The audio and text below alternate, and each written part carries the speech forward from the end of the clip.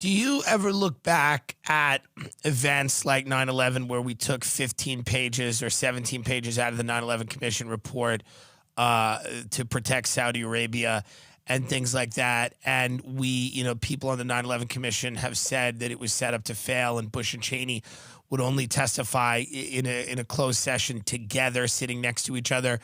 Do you think there's anything more that we should know about that day? I'm not suggesting that it was like a massive conspiracy, but is there something, do you think later on down the line, we will find out things about that day that surprise us or enlighten us to a degree?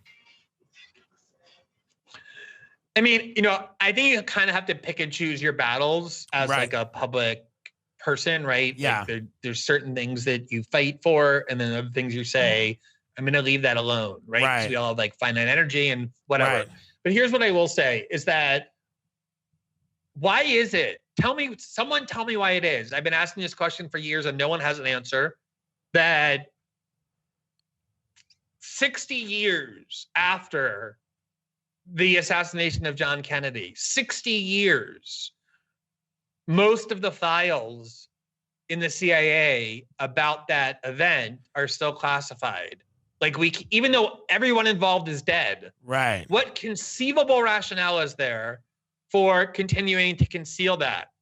And you go back throughout, all those assassinations that you mentioned about the 60s, even into the 50s, there are things. The reason is because this permanent national security state that you had asked me about earlier that got constructed in the wake of the U.S. victory in World War II, and that was designed to, at least nominally, combat communism in the Soviet Union, which also became strengthened after its victory in World War II, that it has done so many things that would shock people if they learned about it, that it would shatter the foundations of people's confidence and trust in current institutions today, even though all those people are long dead.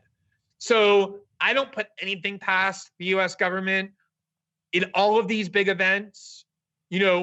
There are why don't we know whether the FBI had informants in the three groups they claim are behind the January 6th riot, the 3 percenters, the Oath Keepers, and the Proud Boys? It's inconceivable that they didn't.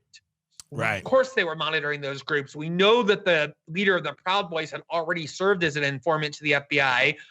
These questions, nobody wants the answers to these questions, because once you start digging too deep into those questions, it becomes impossible to function almost. You have to. And me and Joe talked about it. Yeah, me and Rogan talked about it, where we said, you look at even these, Antifa riots, you saw cop cars that were just left there. You saw pallets of bricks on the side of the road. Like, it did seem like, with the Capitol riot, you saw a cop opening the gate to let people in. It does seem like, at the very least, there are forces that want these things to happen, that want chaos, that want these things to descend quickly into chaos, and that the result of that will be people that are more compliant.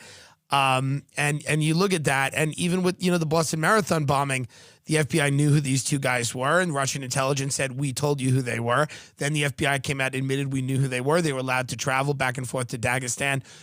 So there is this idea that they were potential informants. They also went and interviewed one of the closest friends and killed him. And there were 6 of them, and they invented some bullshit story about why they did that. Yeah, which is probably they just didn't want him talking, and they just whacked him, just got rid of him. It's like a mafia state.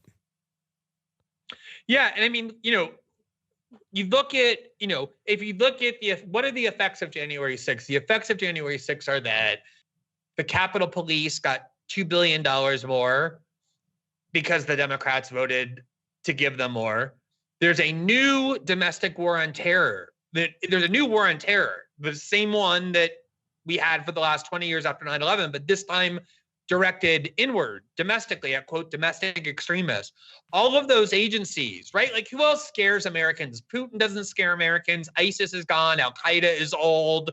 They're all old villains on their last legs. You need new scary threats in order to justify the continuous growth and bureaucratic power and budgets of these institutions.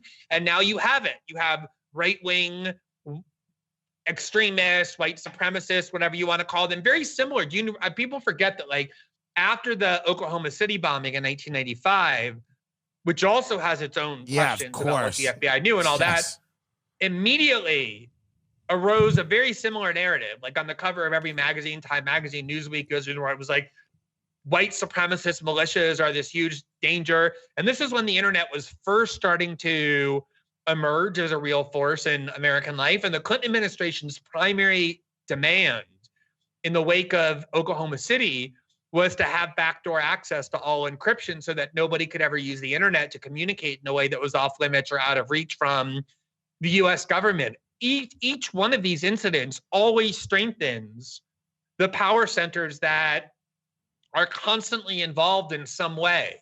And you could just write it off and say, maybe they're just incompetent. They just kind of know in advance about all of them, but they don't figure out what's going on. They don't know how to stop it. Or you can like look at the history of what these institutions actually do and take a more jaded view of what's more likely. Right. That some of these events are being actively encouraged because of the consequences and who they benefit.